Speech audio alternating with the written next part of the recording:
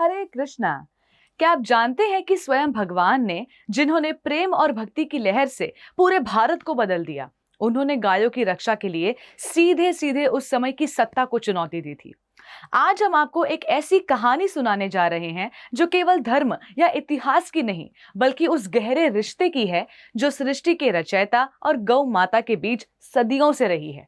अगर आप जानना चाहते हैं कि कैसे स्वयं भगवान के एक सवाल ने एक क्रूर नियम को हमेशा के लिए बदल दिया और क्यों गाय की सेवा भगवान को इतनी प्रिय है, तो इस वीडियो को अंत तक जरूर देखें।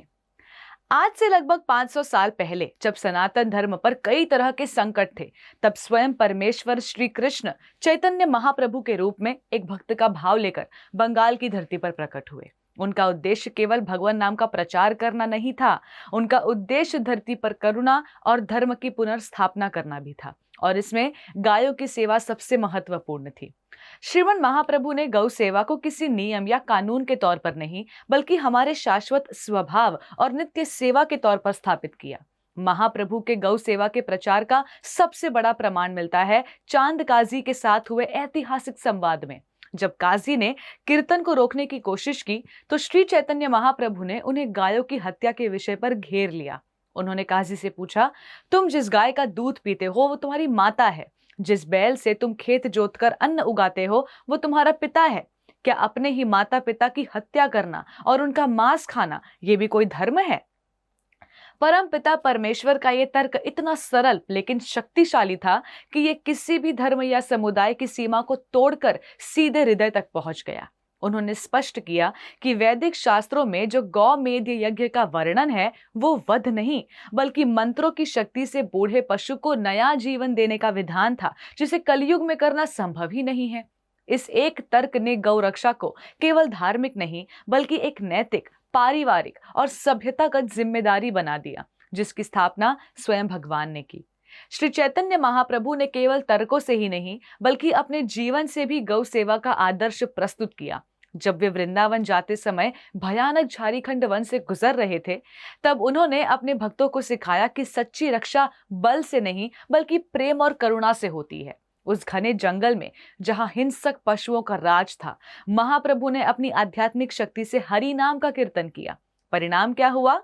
बाघ और हिरण, हाथी और मोर सभी प्राकृतिक शत्रुता भुलाकर एक दूसरे के गले लगने लगे। स्वयं भगवान ने हाथियों पर जल छिड़का और उन्हें श्री कृष्ण नाम का उच्चारण करवाया। ये अहिंसा का परम रूप था। उन्होंने जानवरों को बल से नहीं, बल्कि उनके भीतर की आत्मा को जगा कर बचाया।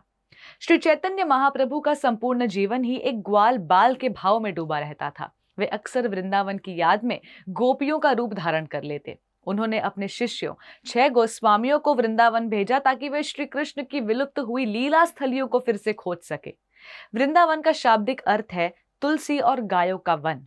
इस तरह परमेश्वर ने सुनिश्चित किया कि गौ सेवा और गौ रक्षा की सांस्कृतिक एक आध्यात्मिक शाश्वत केंद्र हमेशा बना रहे। उन्होंने सिखाया कि जिस समाज में ब्राह्मण संस्कृति, भगवत चेतना और गौ रक्षा होती है, वही समाज सच्चा सभ्य समाज होता है। परंतु उनका सबसे बड़ा योगदान था कि उन्होंने सामूहिक संकीर्तन का प्रचार किया।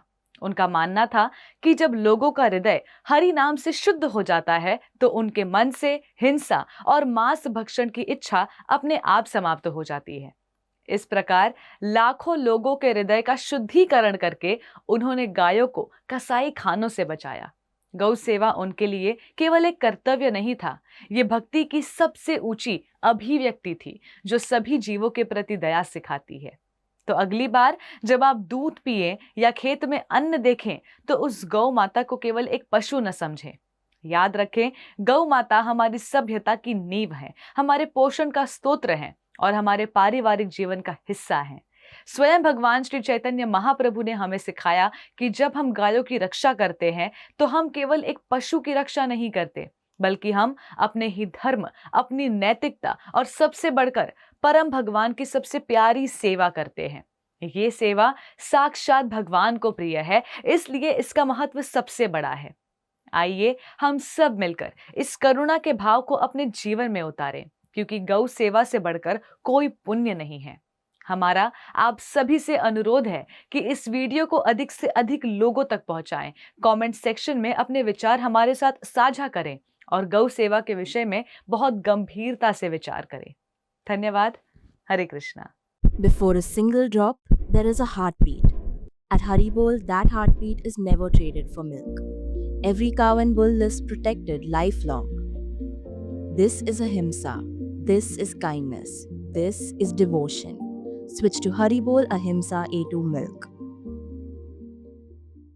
ऐसे ही और भक्तिमय कार्यक्रमों के लिए देखिए हरे कृष्णा टेलीविजन और इसे प्राप्त करने के लिए आप अपने केबल अथवा DTH ऑपरेटर से संपर्क करें तथा और अधिक जानकारी के लिए आज ही डायल करें 7666 839 839।